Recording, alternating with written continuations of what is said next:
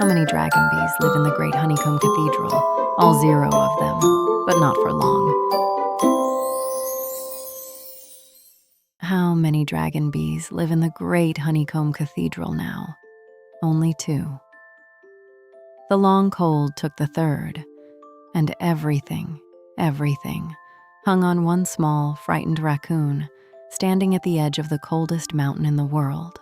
Behind Snatch lay the easy path down, away from the cold, away from the giant, away from the friends who needed him, and every sneaky bone in his little body was already running. But Snatch did not run, because he turned just a little, and he looked back at Pip, lying so small and still in the snow, the little otter who had found him frozen and alone and had not walked away. And Snatch remembered something, a sunny day, a whole world ago, the day these strange, warm friends had wrapped him up in their glow and asked for nothing and given him the very first warm thing he had ever felt. Nobody had ever given Snatch anything before.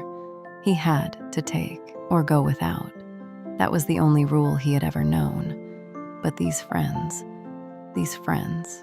just gave. And so the little thief, who had spent his whole life taking, did the bravest, hardest thing he had ever done. He turned all the way around, and he walked back. He knelt down in the snow beside Pip and beside the little dark, silent star. His paws were shaking. "I don't know how," he whispered. "I don't know how to give. I've never done it, not once." But Pip's gentle words came floating back to him. "A glow isn't a thing you can take. It only ever shines when you give it away." So Snatch closed his eyes, and he reached down, deep inside his own chest, to that one tiny, frightened flicker of warmth, the only warm thing he had in all the world. And instead of holding it tight, he let it go. He gave it, freely, with nothing asked back. He pushed his whole small warmth out into the cold, dark star, and he squeezed his eyes shut and waited for it to go gray and die in his paws, the way everything he ever grabbed always had. But it did not go dark. Because this time, Snatch was not taking. He was giving. And a warmth that is given, can only grow. The tiny flicker caught, and it bloomed, and it burst.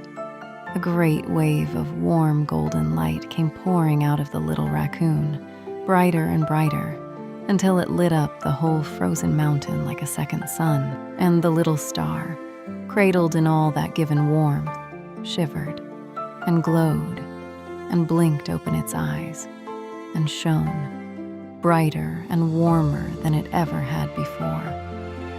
The star had come back. The golden warmth rolled on like a sunrise right over fallen Pip, and the little otter's chest flared bright and gold again, and his eyes fluttered open. "Snatch," he breathed. "Snatch, you came back for us." And then the warmth reached the great frost giant, and for the first time in its whole long, lonely, frozen life, the coldest heart in the world felt truly, deeply warm. Not warmth it had stolen, warmth that was given just to it. The giant's icy face softened, and 2 great tears, warm now instead of frozen, rolled gently down its cheeks, and it smiled, a real smile, and all around it the mountain of stolen lights rose up softly into the air. All the warmth the long cold had ever taken came pouring back out into the world, glow after glow after glow, flying home to every cold and lonely corner it had been stolen from. Aim. And the long cold broke. The gray pulled back. The snow went soft. Far below, the frozen river cracked and laughed and began to sing again. And every closed-up little flower opened its petals to a warm gold morning.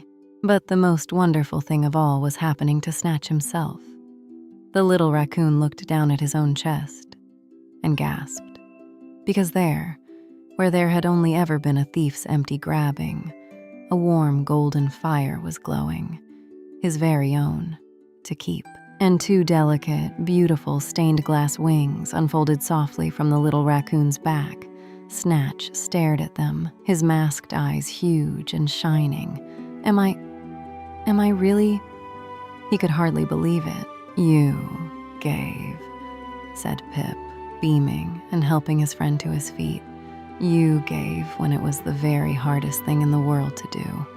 And that, Snatch, that is the only way anyone ever becomes a dragon bee. High, high above, the great honeycomb cathedral rang out like a golden bell, and a fourth little room, dark and empty for so very long, filled all the way up with warm and happy light. And the great frost giant, warm at last and lonely no more, waved a gentle goodbye and went off to watch over its quiet mountain. Not a thief of warmth anymore, just a friend who knew exactly where to find some whenever he got cold. And the 5 friends, the otter, the cloud, the star, the bouncy frog, and the brand new little dragon bee with the bandit mask, went home together through a whole world turning green and gold again. Lovely morning, sang Mr. Hopkins, bouncing as high as he could for the first time in days. Oop, gotta hop. And everybody laughed, even Snatch, especially Snatch, because that is the secret the long cold never understood, and that one little thief learned on the coldest day of his life. You cannot keep warmth by holding it tight. It only ever glows when you open up your hands and give it away.